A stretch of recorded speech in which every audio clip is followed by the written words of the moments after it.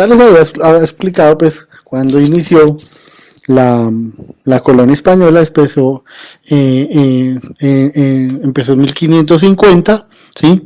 Y, y pues, digamos, a partir de de empezar a hacer esta nueva etapa de las relaciones entre España y las colonias, entonces nació precisamente la administración colonial en 1550. Entonces aquí vamos a empezar otra vez vamos a empezar nuevamente y acá tenemos cuáles fueron las dos instituciones creadas para eso.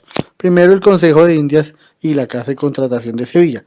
El Consejo de Indias tenía que ver con todo lo administrativo, lo legislativo y lo judicial, eran como, digamos, todos los organismos de control de España acá en América, y la Casa de Contratación que servía de puente, de tráfico comercial entre, entre, entre, entre España, pues, y las colonias. La Casa de Contratación servía, repito, para regular el tráfico comercial digamos, entre los dos mundos, el mundo europeo y el mundo americano.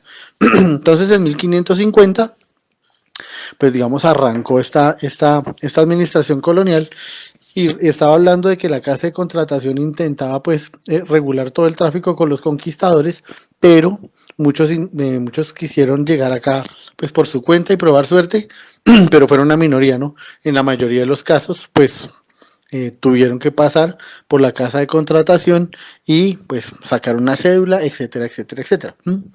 La Casa de Contratación se creó en 1503 y fiscalizaba pues el comercio entre España y las colonias.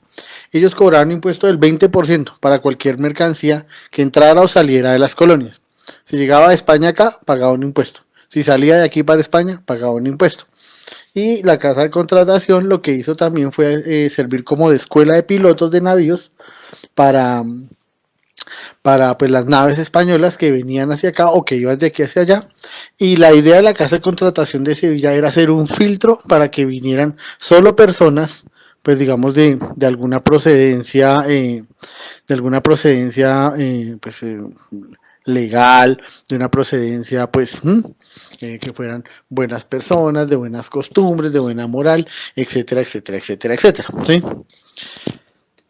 Aquí tenemos al rey Carlos I de España, que luego fue, o luego no fue, no, era simultáneamente el rey Carlos, el emperador Carlos V en Alemania. Esto fue pues por una cuestión ahí de matrilineal. En todo caso, este señor, o a él se le debe la creación del Consejo de Indias, que repito, tenía facultades administrativas, legislativas y pues judiciales. El otro, o la otra institución que vino a América de España fue pues el Tribunal de la Santa Inquisición en 1569 y bajo ya el mandato, digamos, del más conocido rey español que fue pues Felipe II. Este tribunal se encargaba de juzgar y de adelantar pruebas contra todos los sospechosos de brujería o de herejía.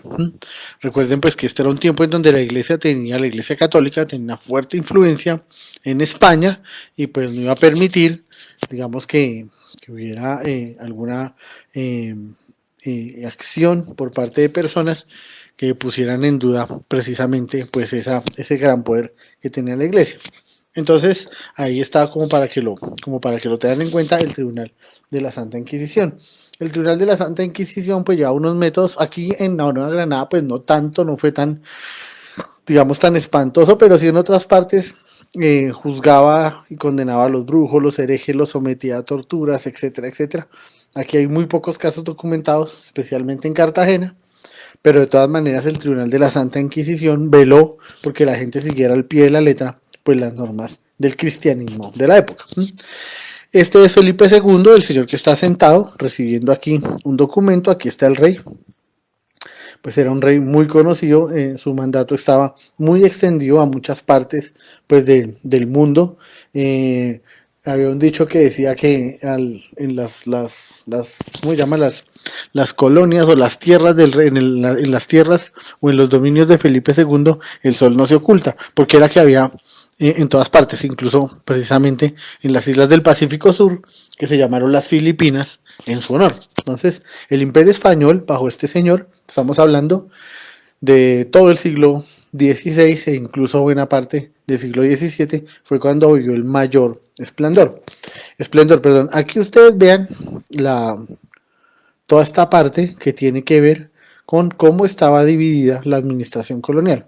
Entonces el rey encabezaba como el organigrama, como la máxima autoridad, luego sus secretarios, que a la vez eran pues como sus consejeros, el virrey, que fue una institución política que se creó un poquito después, el virreinato en América. El virrey tenía estas funciones, los oficiales de Hacienda, que eran los que cobraban los impuestos, el Tribunal de Cuentas, que era el que, pues, digamos, tenían a las personas que no pagaban o se demoraban, el Tribunal de Cruzada, para cuestiones, pues, digamos, religiosas, y el consulado, que era una especie como de embajada de España en diferentes ciudades donde no podía estar el virrey. Y la audiencia juzgaba lo civil, lo criminal, todo lo que tenía que ver con las defunciones y las alzadas. Las alzadas eran los impuestos.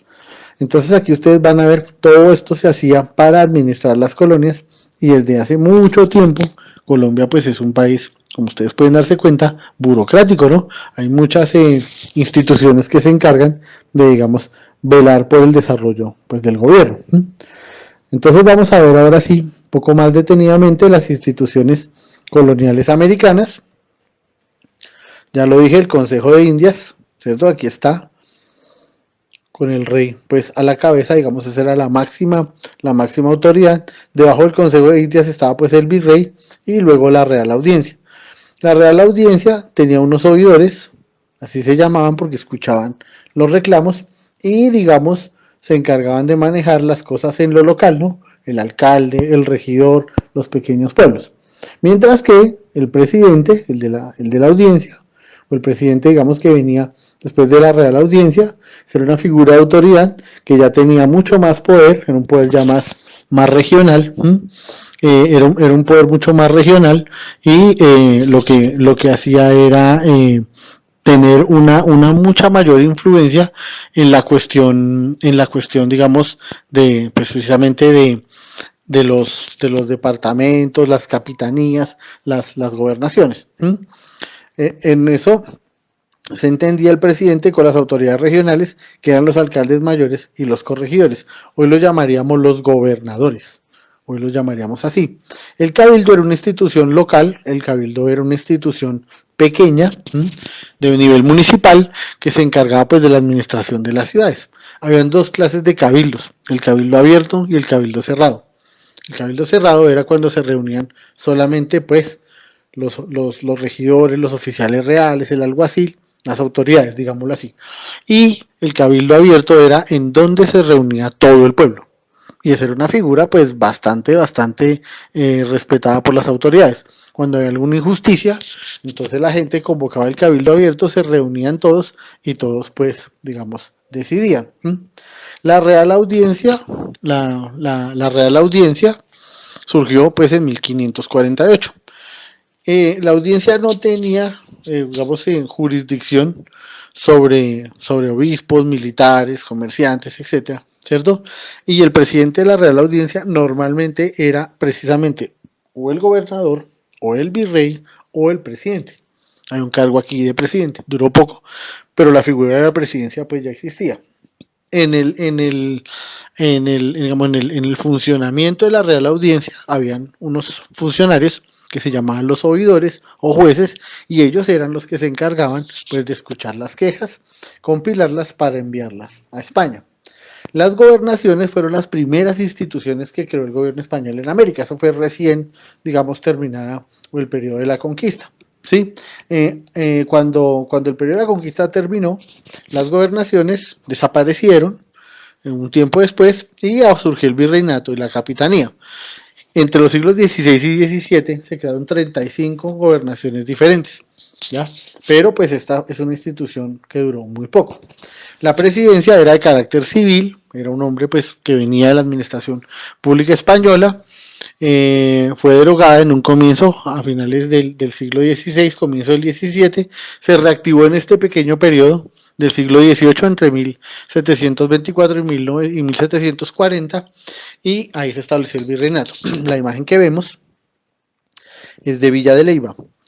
¿Por qué la imagen? Porque el primer presidente que tuvo la Nueva Granada se llamaba Andrés Díaz Venero de Leiva y en su honor se construyó la Villa de Leiva en Boyacá. Estos fueron los virreinatos que tuvo España en América. Estaba el de la Nueva España, que era México y Centroamérica.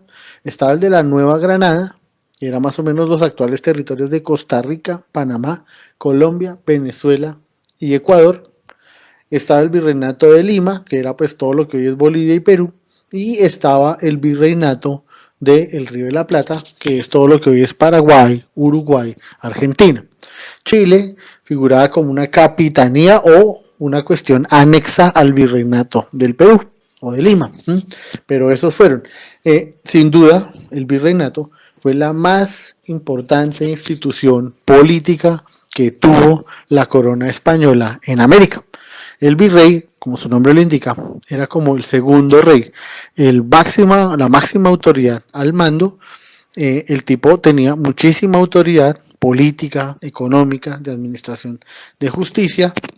Los virreyes hicieron muchas obras aquí, pues en América, en la Nueva Granada, digamos, adelantaron administraciones que llevaron a cabo pues obras notables, por ejemplo, en Colombia o en la Nueva Granada.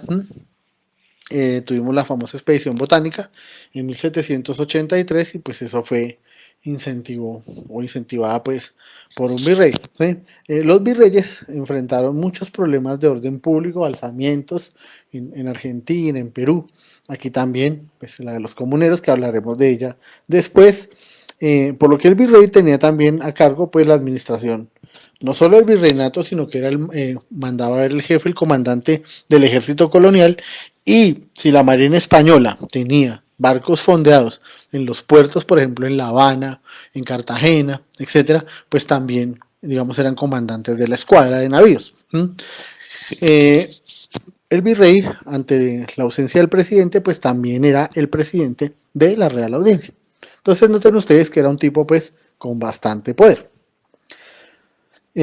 Digamos aquí, podríamos terminar, miren ustedes, esta es la imagen de un ataque corsario a Cartagena, cuando la ciudad apenas estaba levantando pues como las murallas, y pues los virreyes tuvieron que lidiar con eso, ¿no? Con los ataques de los piratas, con los ataques de los corsarios, con los ataques de otros bucaneros que venían en busca de las riquezas que salían de aquí de América, pues hacia España, ¿no? El paso obligado a veces era pues Cartagena.